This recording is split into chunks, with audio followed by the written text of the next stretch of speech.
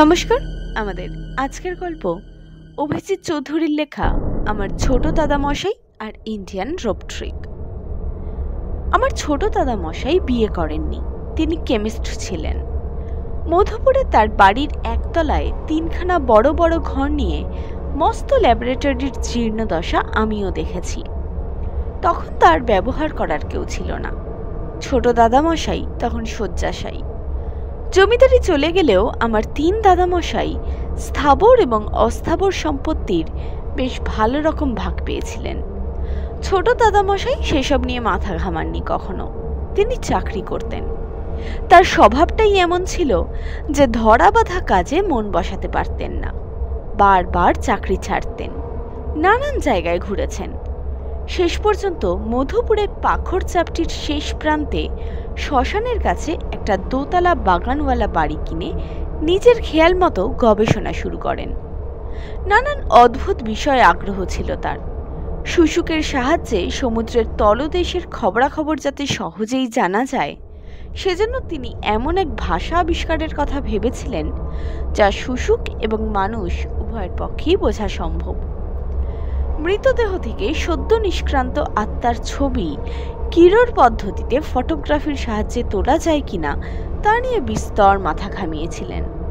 ভারতবর্ষে সত্যি সত্যি কোনোদিন প্রায় কিংবদন্তি হয়ে যাওয়া সেই আশ্চর্য ইন্দ্রজাল সাহেব গবেষকরা দ্য হিন্দু রোপ ট্রিক নামে যার উল্লেখ করেন, চর্চা হতো কিনা জানতে তিনি ভারতীয় ইন্দ্রজালের ইতিহাস বিষয়ে দেশি বিদেশি অসংখ্য বই পড়েছিলেন এবং আজও এ দেশের কোনো অজানা অঞ্চলে এই লুপ্তবিদ্যার কিছু সূত্র গোপনে লোকচক্ষুর আড়ালে রয়ে গেছে কিনা তা খুঁজে বের করার উদ্দেশ্যে ভারতের বহু জায়গায় ফকির, বাজিকর এবং বেদে জাতীয় মানুষের মধ্যে অনুসন্ধান চালিয়েছেন সম্পূর্ণ একার চেষ্টায়। এইসব গবেষণার কথা পুঙ্খানুপুঙ্খ লিখে গেছেন তার ডায়েরিতে। পাতা উল্টাতে উল্টাতে এক জায়গায় এসে চোখ আটকে গেল। দেখা যাচ্ছে সে সময়ে মধ্যপ্রদেশের এক দুর্গম পাহাড়ি এলাকায় এক লুপ্তপ্রায় বাজিকর সম্প্রদায়ের মধ্যে অনুসন্ধান চালাচ্ছেন তিনি। সেখানেই এমন একটা ঘটনা ঘটেছিল যার বিবরণ দিতে গিয়ে তিনি লিখেছেন, আজ এমন কিছু ঘটেছে বুদ্ধি দিয়ে যার সঠিক ব্যাখ্যা করা আমার পক্ষে অসম্ভব। তবে এই ঘটনার গুরুত্ব বুঝে ডায়েরিতে লিপিবদ্ধ করে রাখলাম, হয়তো ভবিষ্যতে কোনো দিনের ব্যাখ্যা সম্ভব হবে। ডায়েরির বিভিন্ন তারিখের এন্ট্রি থেকে সংক্ষেপে ঘটনাটি বিবৃত করছি এখানে। এক সপ্তাহ হলো এখানে এসেছি। পৃথিবীর যেসব জনগোষ্ঠী জন্মগত ও পরিবেশগত বিভিন্ন কারণে ক্রমশ অবলুপ্তির পথে দুর্গম পাহাড় ও জঙ্গলের মুঠোর মধ্যে লুকানো আছে, এই ছোট্ট গ্রামের কয়েক ঘর আদিবাসী মানুষ তাদের মধ্যে অন্যতম। পেশায় এদের পূর্বপুরুষেরা ছিল বাজিকর, বেদে জাতীয় ভবঘুরে। এখন এদের অনেকেই পৈতৃক পেশা ত্যাগ করে জঙ্গলের বিভিন্ন উৎপন্ন বস্তু সংগ্রহ করে এবং শহরে মহাজনদের কাছে বিক্রি করে জীবিকা উপার্জন করে। এদের কথা আমি প্রথম জানতে পারি ক্যালিফোর্নিয়ার এক জাদুকর সংস্থার মুখপত্রে প্রকাশিত এক প্রবন্ধে। সে প্রবন্ধের লেখক বার্জ হ্যামলিন, যিনি নিজেও একজন জাদু বিষয়ক গবেষক। তিনি মনে করেন ভারতবর্ষের দু একটি অঞ্চলে ভারতীয় দড়ির খেলার চর্চা এখনো হয়ে আসছে। কিছুকাল আগে একটা ফেলোশিপ নিয়ে ভারতবর্ষে এসে প্রত্যক্ষ অভিজ্ঞতা সঞ্চয়ের উদ্দেশ্যে এক ভারতীয় বন্ধুর সঙ্গে এরকম কয়েকটি জায়গায় অনুসন্ধান করে হ্যামলিনের এই ধারণা হয়েছে। যদিও তিনি নিজে এমন কাউকে দেখেননি যে এই খেলা দেখাতে পারে। অকাল্ট সোসাইটির কনভেনশনে তার বক্তৃতায় হ্যামলিন আশঙ্কা করেছেন লুপ্ত না হলেও খেলাটি দ্রুতই বিলুপ্তির পথে। তার বিশ্বাস এই প্রাচীন ঐতিহ্যময় খেলা যাতে এইসব বাজিকর সম্প্রদায়ের হাতছাড়া না হয়ে যায়, সেই কারণেই এর গোপনীয়তা রক্ষা করার জন্য এরা সদা সতর্ক। ভারতীয় দড়ির খেলার ইতিহাস খুবই প্রাচীন। সম্রাট জাহাঙ্গীরের রাজসভায় যে এই খেলা দেখানো হয়েছিল তার প্রমাণ আছে। আর সাহেবরা যখন এই দেশে আসতে শুরু করে তখন তাদের স্মৃতিকথা, জার্নাল এবং চিঠিপত্রে এর ভুরি ভুরি উল্লেখ পাওয়া যায়। মুশকিল হলো এত লোক এত রকম ভাবে খেলাটির বিবরণ দিয়েছে যে সঠিক তথ্য বার করা এক মহা সমস্যা।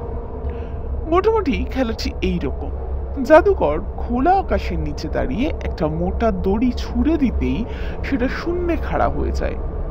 জাদুঘরের সাগরে তখন সেই দড়ি বেয়ে ওপরে উঠে চোখের পলকে শূন্যে অদৃশ্য হয়ে যায়। এই পর্যন্ত ঠিক আছে।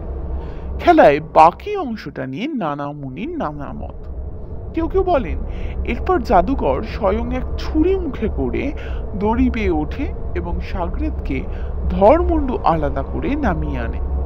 আবার একদল বলেন না না, অতটা নয়, সাগরেদ কিছুক্ষণ পরে নিজেই নেমে আসে অক্ষত শরীরে।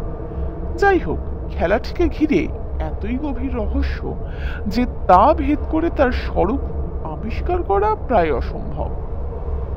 এই কদিনে এদের জাদু, তন্ত্রমন্ত্র, ঝাড়ফুঁক, ডাকিনী চিকিৎসা প্রভৃতি দেখে এবং অভিজ্ঞ বাজিকরদের সঙ্গে কথা বলে এদের অনেকেই ভাঙা ভাঙা হিন্দিতে কথা বলতে পারে।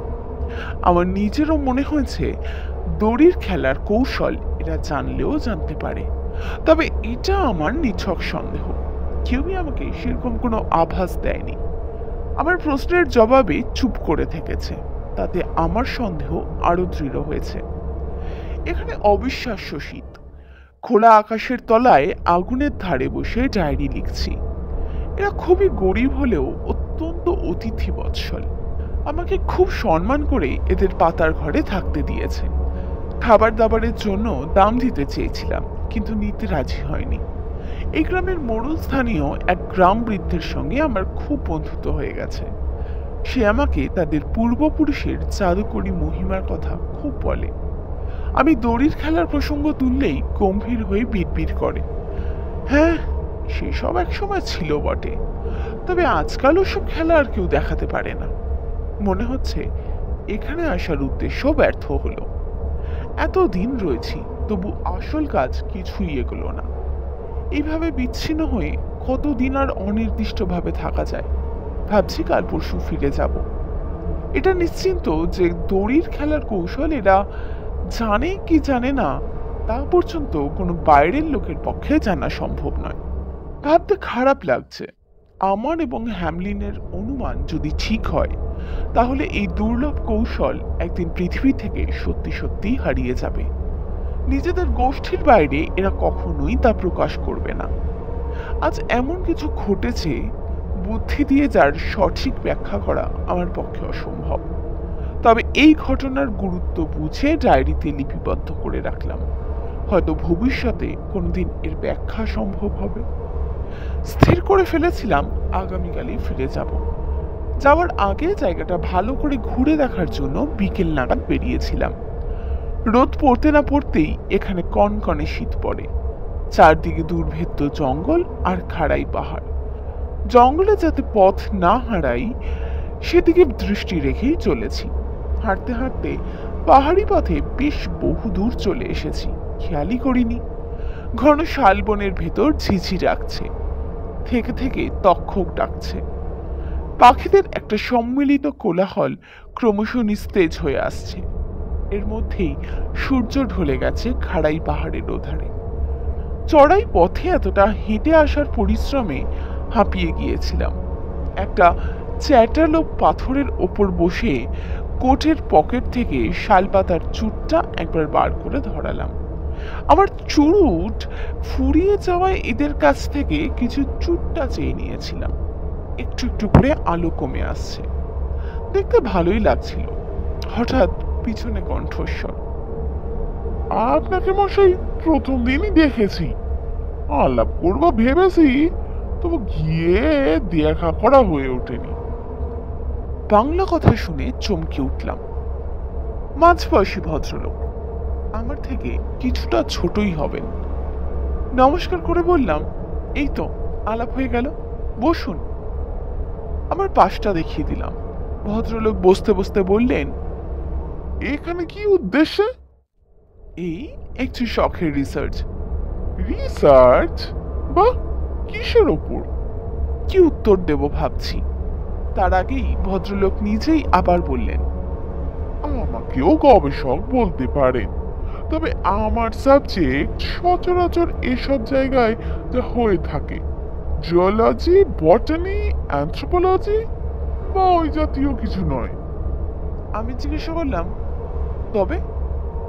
ভদ্রলোক হাসলেন। ম্যাজিক, স্রেফ ম্যাজিকের পিছু ধাওয়া করে এত দূর দৌড়ে এসেছি মশাই। আমি বিস্ময়ে লাফিয়ে উঠে বললাম, বলেন কি? আমিও তো একই উদ্দেশ্যে এসেছি। আমার নাম গৌরীশঙ্কর বসু, কেমিস্ট। আমি শশীভূষণ রায়, লিখি দেখি। শশীভূষণ নামটা কোথায় যেন শুনেছি মনে হলো। তারপরেই মনে পড়ল আমাদের স্কুলের সংস্কৃতের পণ্ডিত ছিলেন শশীভূষণ। কলেজের থার্ড ইয়ারে এক সহপাঠী ছিল, তার নামও শশীভূষণ। এরকম আরো অন্তত 8 ডজন শশীভূষণকে আমি চিনি, কিন্তু তবু শশীভূষণ শশীভূষণ ভদ্রলোক বলে চলেছেন, এক বন্ধুর সাথে এখানে এসেছিলাম, তারও মশাই একই নেশা। হিন্দু রূপসিকের নাম জানেন নিশ্চয়ই, সেই বস্তুটির সন্ধানেই আসা। তার তাড়া ছিল, গোয়া যাবে এখান থেকে। দিন কত ঘোরাঘুরি করে কিছু না পেয়ে চলে গেল। আমি কিন্তু মশাই নাচুর বান্দা, গো চেপে গেল, শেষ দেখে ছাড়বো। বুঝতে পারছি এরা এই খেলা জানে, তবু দেখাবে না, ভয় পাঁচ ফাঁস হয়ে যায় বাইরের লোকের কাছে। যত সব বুনো ভূত, আমি থেকে গেলাম। আমি উত্তরোত্তর অবাক হতে হতে প্রশ্ন করলাম, কিছু পেয়েছেন? একটা আত্মপ্রসাদের হাসি হাসলেন ভদ্রলোক। পেয়েছি বই কি, কৌশল বার করে ছেড়েছি। আমি এবার সত্যি সত্যি লাফিয়ে উঠলাম। কি বলছেন? হ্যাঁ, ঠিকই বলছি। এই ট্রাইবারের বাইরে পৃথিবীতে আমি একমাত্র লোক যে খেলা দেখাতে পারে। যেরকম শান্ত অনুত্তেজিত গলায় কথাগুলো বললেন ভদ্রলোক, আমার একবার সন্দেহ হলো বজ্রুকি টজ্রুকি নয় তো। ভদ্রলোক আমার মনের ভাবটা যেন পড়তে পেরেই বললেন, বিশ্বাস হচ্ছে না তো? আচ্ছা আসুন। আকাশে তখনও একটা মেটে রঙের ম্লান আলো লেগেছিল। তার বুকে বিস্তীর্ণ পাহাড়ের রেখা আর জঙ্গলের উঁচু উঁচু মাথার সিলুয়েট ছবির মতো কালো হয়ে আছে। শুরুত করে ঝোপের মধ্যে কোথায় অদৃশ্য হয়ে গেলেন ভদ্রলোক। ফিরে যাব, নাই অবিশ্বাস্য কথাগুলোর সত্যি মিথ্যে যাচাই করে যাব, একটা অস্বস্তিকর দোটানায় পড়ে গেলাম। একবার মনে হলো ফিরেই যাই। যে ম্যাজিক দেখার জন্য দেশ বিদেশের গবেষকরা হন্যে হয়ে ঘুরে বেড়াচ্ছেন, তাই এই অতি সাধারণ ধুতি আর কোট পরা, পায়ে ফিতে বাঁধা জুতো, পশমি টুপি মাথায় এই বাঙালি ভালো মানুষ চেহারার লোকটি দেখেছে এবং শিখেছে? অসম্ভব। একটা উদ্ভট কিছু বলে চমকে দিয়ে এখন ঘরে পড়েছে। ভদ্রলোকের ব্যাপার স্যাপার অদ্ভুত, কিন্তু শশীভূষণ ছোপটা নড়ে উঠল। ভদ্রলোকের মাথাটা দেখা গেল, তারপর পুরো শরীরটাই। একটা মোটা সোটা বুনো লতা ছিঁড়ে এনেছেন। দড়ি এখানে আর পাচ্ছি কোথায় বলুন, ধরে নিন এটাই দড়ি। ভদ্রলোক দড়িটার দুই প্রান্তে দুটো গেরো বাঁধলেন বেশ শক্ত করে। এই ফাঁকে অনেকক্ষণ থেকে যে প্রশ্নটা মনে হচ্ছিল সেটা করেই ফেললাম, এখানে কোথায় আছেন? একটু অন্য মনস্ক হয়ে মুখটা তুললেন শশীভূষণ বাবু। তারপর আঙুল দিয়ে আলগোছে কুয়াশা নামা ঝাপসা জঙ্গলটা দেখিয়ে দিলেন। তারপর আমাকে আর কিছু বলতে না দিয়ে হাসি হাসি মুখ করে বললেন, আমার কথা এখনো বিশ্বাস করতে পারছেন না তো? আচ্ছা দেখুন। দড়িটা হাতে নিয়ে খানিকটা পিছিয়ে গেলেন শশীভূষণ বাবু। তারপর আকাশের দিকে শূন্যে ছুড়ে দিলেন দড়িটা। আমার গায়ে কাঁটা দিয়ে উঠল। শীতে নয়, ওভারকোট পরেই বেরিয়েছি। দড়িটা শূন্যে দাঁড়িয়ে আছে, টান টান। এতটুকু শীতলতা কোনো অংশে নেই। শশীভূষণ বাবু এবার আমার দিকে চেয়ে বললেন, ভালো করে লক্ষ্য করুন। তরতর করে দড়ি বেয়ে উঠে যাচ্ছেন শশীভূষণ বাবু। এই বয়সেও কি ক্ষিপ্রতা! 16 বছর বয়সে নারকেল গাছে চড়তেন যেমন অবলীলায়, তেমনি করে একবারও নিচের দিকে না তাকিয়ে উঠে গেলেন দড়ির ডগায়। আমার নিঃশ্বাস বন্ধ হয়ে এলো। নিজের চোখে বিশ্বাস করতে কষ্ট হচ্ছে। 5.5 ফুটের মতো হাইট, 60 কেজির ওপর ওজন, 50-এর ওপর বয়সের একজন একটা হাত 15 লম্বা দড়ি ধরে একবারও না থেমে শটান উঠে গেল। আর দড়ির শেষ প্রান্তে পৌঁছে থামলেন শশীভূষণ বাবু। তারপর সেখান থেকেই আমার উদ্দেশ্যে বলতে লাগলেন, বিশেষ হলো তো। তারপর একটু ম্লান হেসে বললেন, কি করে জেনেছি জানেন? ওদের একটা ছেলেকে ঘুষ দিয়ে। তারপর যেন ভয় সিটকে গিয়ে বললেন, কিন্তু আপনি খবরদার সে চেষ্টা করবেন না। কৌশল বেহাত হলে ওরা বনের জন্তুর থেকেও হিংস্র, একেবারে মেরে শেষ করে দেয়। এই জঙ্গলের বাইরে যাওয়ার পথ বন্ধ করে দেয় চিরকালের জন্যে। আমার মেরুদণ্ড দিয়ে একটা হিম স্রোত বয়ে গেল অচেনা আশঙ্কায়। ভদ্রলোক করুণ হেসে বললেন, একটুও বুঝতে পারিনি জানেন, পেছন থেকে ধাক্কা দিয়েছিল। ওই যে কেদ গাছের জঙ্গলটা দেখছেন, ওর ঠিক পেছনে খাদ আছে একটা, 150 ফুট গভীর।